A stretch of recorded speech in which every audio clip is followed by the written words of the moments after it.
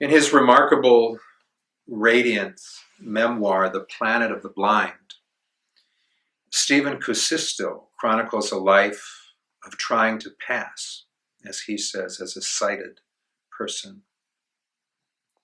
Trained as a child to disavow his blindness, Kusisto spent his life pretending to see much better than he actually could.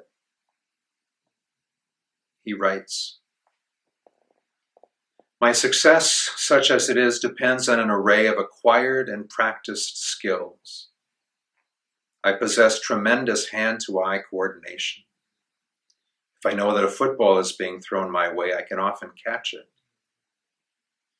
It is the unfamiliar or the unexpected that can catch me, and when it does, I find that with a little vaudeville shambling, I can appear merely confused.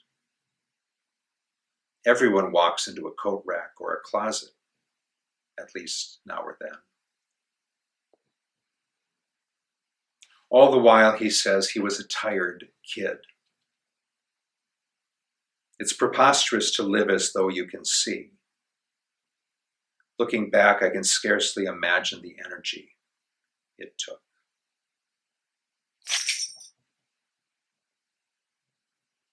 We are called children of light, enlightened as we are by Christ.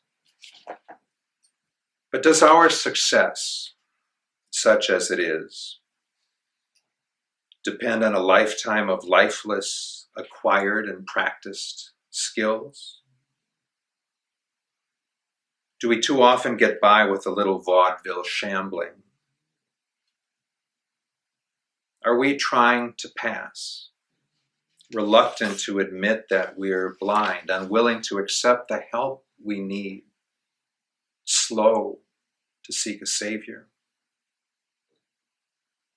Imagine the energy that takes. The darkness that Jesus speaks of today is not simply blindness. That's no sin. That he can heal. More grave is the willful blindness to our blindness. Not until he was nearly 40 did Stephen Kusisto concede his blindness. He partnered with Corky, a yellow lab, a powerful ally who became his guiding eyes. He calls her my familiar, and referencing the great prima ballerina, my Pavlova. At every curve, we come to a reliable and firm stop. I cannot fall. We are a self-conferred powerhouse. We too. At the age of 39, I learned to walk upright. Why didn't I yield to this earlier? Why did I take so long?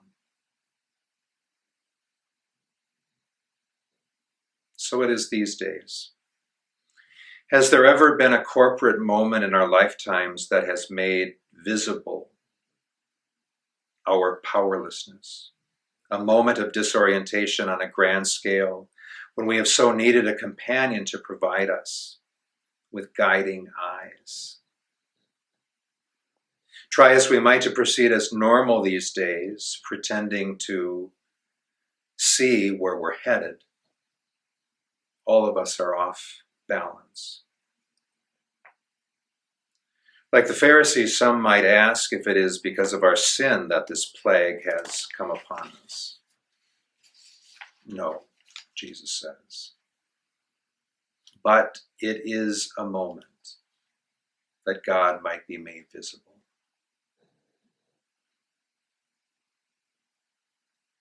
When it comes to surrendering to our guiding eyes and walking upright, Mr. Kusisto's question is ours. Why didn't we yield to this earlier? Why do we take so long? Acknowledging our blindness, not once and for all, but day after day. We allow Jesus Christ to be those guiding eyes. We allow Jesus to be our familiar, our Pavlova. We see as Jesus sees and live finally as Jesus lives. A powerhouse, we too.